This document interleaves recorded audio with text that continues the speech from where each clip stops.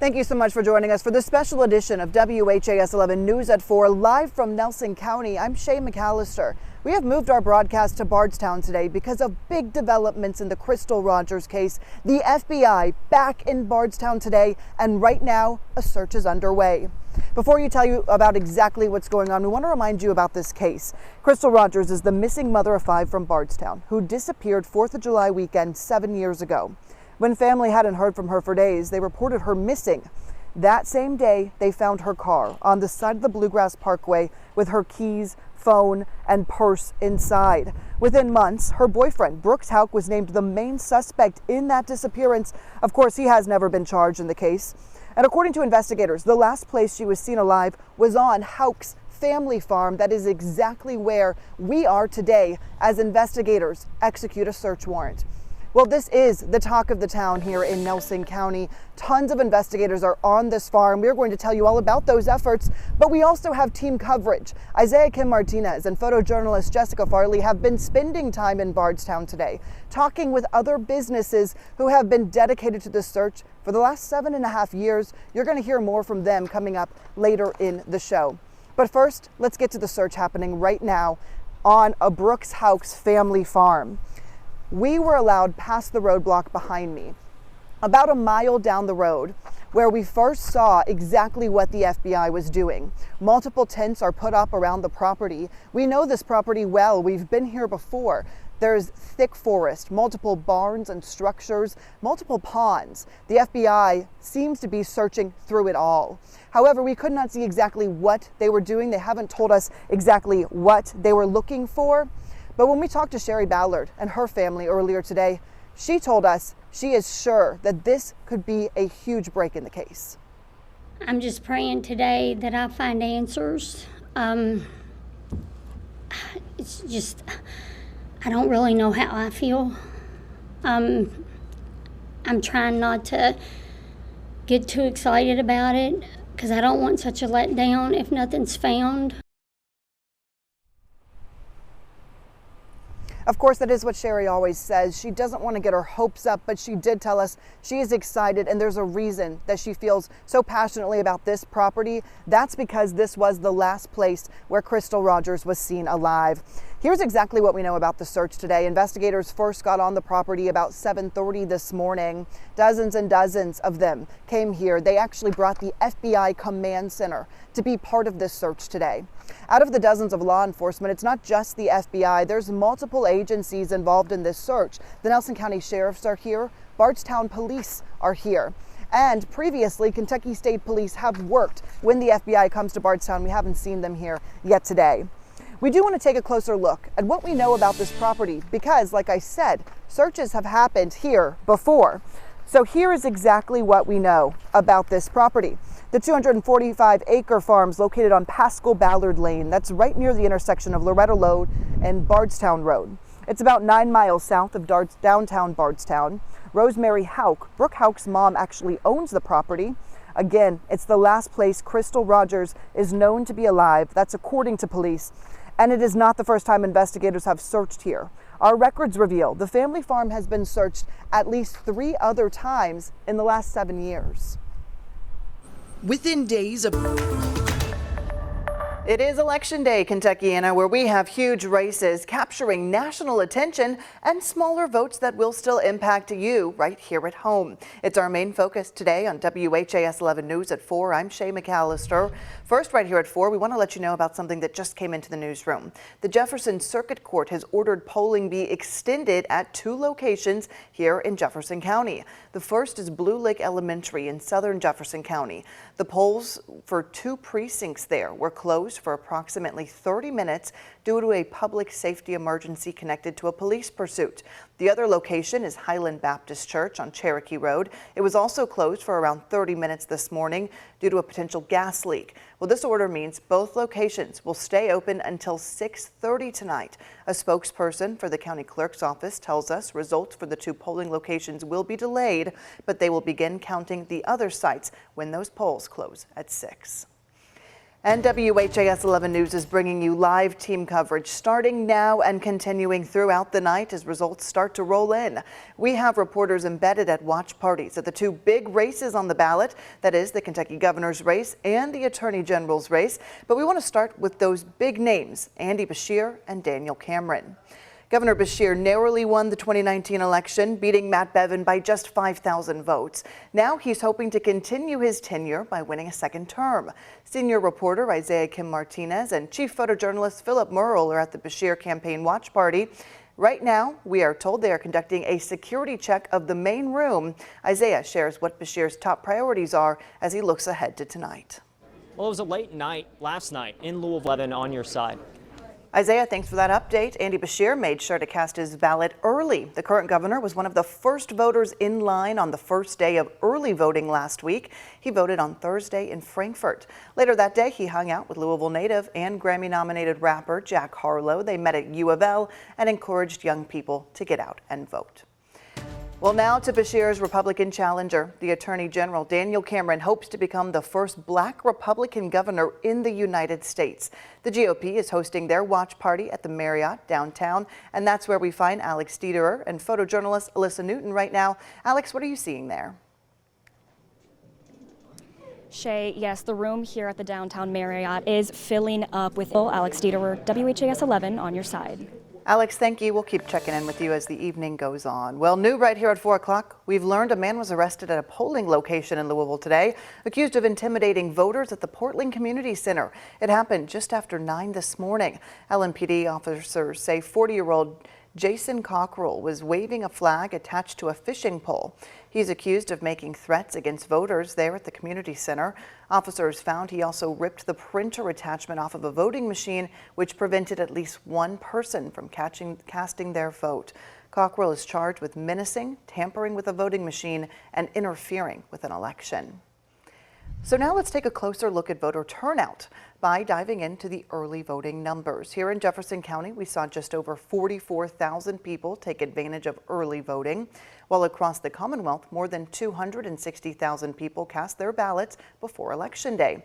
The early voting period lasted for 3 days at the end of last week.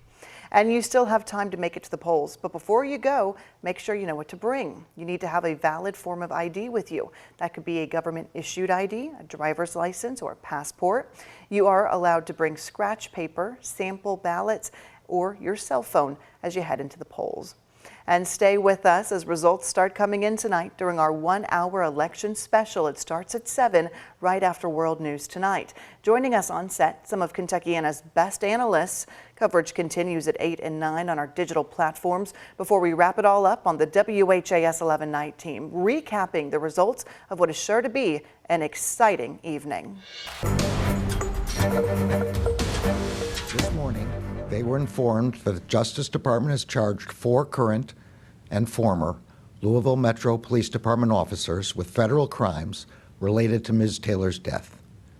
Those alleged crimes include civil rights offenses, unlawful conspiracies, unconstitutional use of force, and obstruction offenses.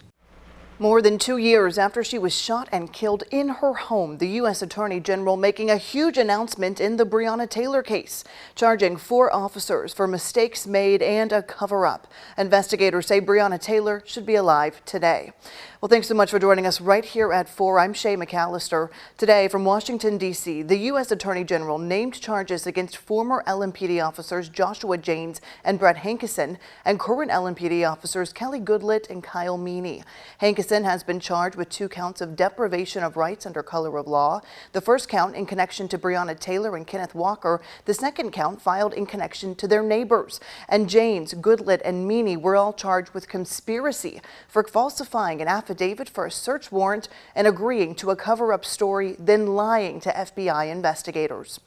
Our team has been working on this breaking story all day long, and we are bringing you live team coverage. Focus investigator John Charlton digging into the indictments, while WHAS 11 reporters Bobby McSwine and Alexis Jones are live with reaction from Taylor's family, attorneys, and community leaders. First, we want to get right to that new information from the Department of Justice. Today's federal indictments come following more than 2 years of investigations into the deadly police shooting. The U.S. Attorney General's office says Breonna Taylor would still be alive today if it weren't for the actions of the LMPD officers that are now charged. Focus investigator John Charlton here now with exactly what the evidence shows. And John, today Attorney General Merrick Garland shared some new information that we've never heard before. That's right, Shay. Not only did he say former Detective Joshua James and current Sergeant Kyle Meany falsified the search warrant at Breonna Taylor's apartment, there was also a cover-up after officers shot and killed Taylor March 13th, 2020. We allege that defendant faces 2 counts of not only violating the civil rights of Breonna Taylor, but also the civil rights of her neighbors. John Charlton, WHS 11, on your side. Okay, John, thank you so much. Well, as part of their statement today, LMPD also said this. While we must refer all questions about this federal investigation to the FBI, it is critical that any illegal or inappropriate actions by law enforcement be addressed comprehensively in order to continue our efforts to build police community trust. And we did reach out to LMPD and the FOP. They have denied to comment at this time, but Breonna Taylor's family not staying quiet. They were back in Jefferson Square Park today reacting to the indictments. Breonna made a post that said, "Take me to a place that I can't even imagine." Wow.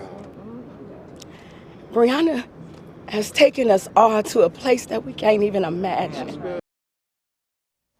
Breonna Taylor's mother becoming emotional this afternoon as she spoke alongside community leaders. She says this day is a long time coming and she is so grateful people in power are finally seeing the truth. Well, Bobby McSwine was there. Bobby, tell us exactly, how is the family reacting to this news? Well, Shay, it was an emotional scene at Jefferson Square Park. Bobby McSwine, WHAS 11, on your side. Bobby, thank you so much. Well, Louisville Mayor Greg Fisher released a statement today saying, quote, "While we cannot reverse her tragic death, we can and must continue to pursue justice for her. I deeply appreciate the hard work of the federal government to tirelessly pursue this case. And while I know some may feel that this process has taken too long, as I have said from the beginning, there can be no shortcuts to due process, no shortcuts to justice." Traffic moving great in Louisville, but snow across Kentuckiana. A winter storm system dropping an inch or more across metro Louisville, depending on where you live. Maybe you got a little more, but to our south across the Jefferson County line, they did get more. But what we're all talking about is the polar air. Many folks were clearing the fresh snow off their cars this holiday Monday and off the sidewalks and a lot of other places. Hello, everybody. Thanks for joining us at 5. I'm Doug Proffitt. And I'm Shay McAllister. The cold temperatures causing a winter weather advisory across our area. So let's get some more information from meteorologist Colleen Peterson. Yeah, there is a winter weather advisory off farther to the south. We did see some snow showers really pile up in South Jefferson County yesterday. Today, those impacts are going to be far less. All right, Colleen, thank you so much. Well, right now, multiple school districts have decided to keep students home and have NTI or delayed school tomorrow. You can see the list scrolling right now at the bottom of your screen. Right now, we've not heard from JCPS on what they're going to do tomorrow, but we will update you just as soon as we do. Governor Andy Beshear continues to warn Kentuckians to take precautions. Watch these forecasts closely as more snow is expected across Kentucky. He says right now more than 1,000 people are without power across the state in Louisville. And in Louisville, just before news time, there were fewer than 5 LG&E customers without power. The governor is reminding people to drive slowly and pack emergency kits in your car and only travel or go outside if necessary. It's what we have already had and how cold it is. The roads can still be dangerous in the rest of the state, and all the system has to do is move just a little bit to make impacts in areas where right now we're not seeing it. The governor also activated the state's price gouging laws in response to the storm. The law protects families from overpriced goods and services. If you need to make a report about price gouging, contact the Kentucky Attorney General's office. Now, here at 5, dramatic video to show you from late this afternoon. Kentucky State Police rescuing 4 stranded Asbury University students. They were camping in Red River Gorge when the storm hit, and here's how they got out. You see the helicopter up there, helicopter rescue by Kentucky State Police at 2 o'clock this afternoon, happening all 2 hours to the east of Louisville. Take a look at this. The students had to be rescued by that chopper because they were camping overnight at Courthouse Rock in the gorge, according to the Powell County search and rescue teams. When they woke up, they realized it was unsafe for them to climb down. Powell County trekked to find the students, and Kentucky State Police coordinated that helicopter rescue. All 4 students were rescued, and they are in good spirits. The first responders said the call was one of the most dangerous rescue attempts in the Red River Gorge. Asbury is located just south of Lexington in Wilmore, Kentucky. Well, as we see freezing temperatures, 2 organizations are teaming up to protect Louisville's most vulnerable population. Goodwill Industries and Hope Village are hosting a pop-up shelter this week. Today, the volunteers helped their first group of people. Alexis Jones and Emma Gefter followed along, getting a look at how the next few days will go. Since early Monday, That's what I'm talking about. in Louisville, Alexis Jones, WHAS 11 on your side. Now take a look at this on your screen right now. We have a list of items you can donate if you'd like to help. On this list, we have blankets, sweaters, and snacks. You can donate those donations at 121 East College Street and 1039 South 16th Street.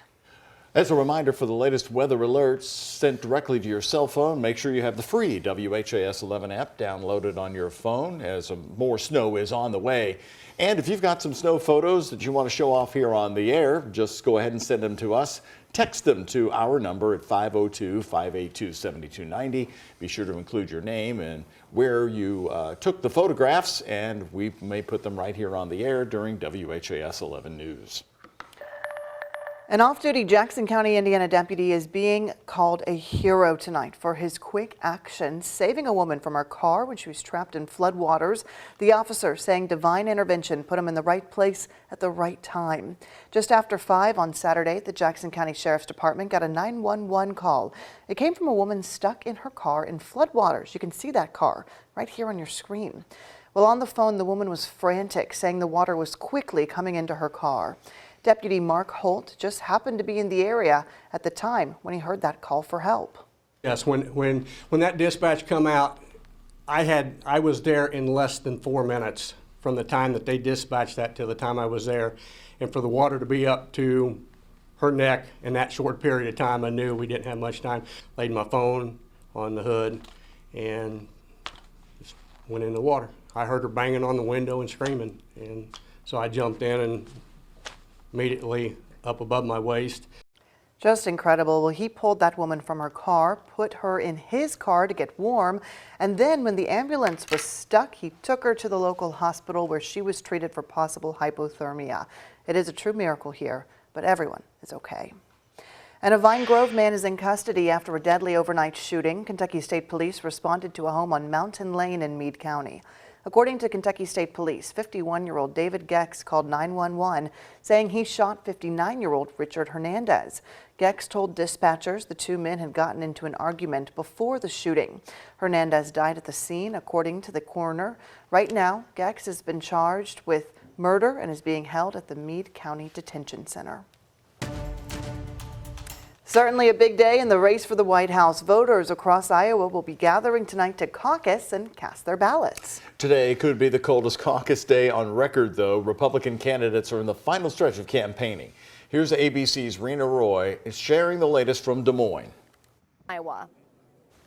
Well, after tonight's caucus, all eyes head to New Hampshire. The Granite State will be the next to cast their vote in the first primaries of the election season on January 23rd, followed by South Carolina Democrats on February 3rd.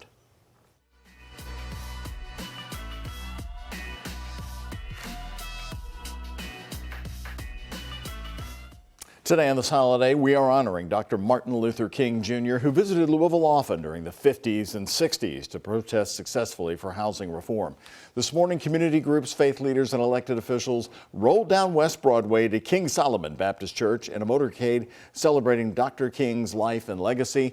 The Louisville celebration started 2 years after he was assassinated. In the bitter cold, the motorcade has been a part of MLK Day festivities for 52 years now. The theme of this year, where do we go from here? It's meant to look at how the community moves forward to heal from division. The cars driving down from 28th and Broadway to King Solomon Missionary Baptist Church. And when that motorcade arrived at the church, folks packed inside to hear a series of speeches, all celebrating Dr. King and his dream. Dr. King's dream, I want to move that forward into the future and pass that along to help grow this community and help the children in this community become adults in this community and be able to survive and thrive in the community the same way I did. They focused on his dream and how his teachings still need to be remembered today and then carried into the future. Those that we talked to at the celebration told us nothing was going to keep them from coming out and honoring the legend. It makes a big statement to see how an event that happened years ago, decades ago, matriculated to what it is now, that you can have a community, you can have people of different backgrounds, different races, different ethnicities come together for a common goal, and that we're unified on one accord. That is the epitome of what the human race really is. Dr. Martin Luther King Jr. made multiple visits to the Derby City in the 1960s. He came to demand equal rights and equal housing for all. Coming up, it's not too late to prepare for the bitter cold polar air. What you should have in your car for the rest of the wintertime. Plus, two icons overlapped on their views of equality, how Louisville's recognizing Martin Luther King Jr. today, and Muhammad Ali.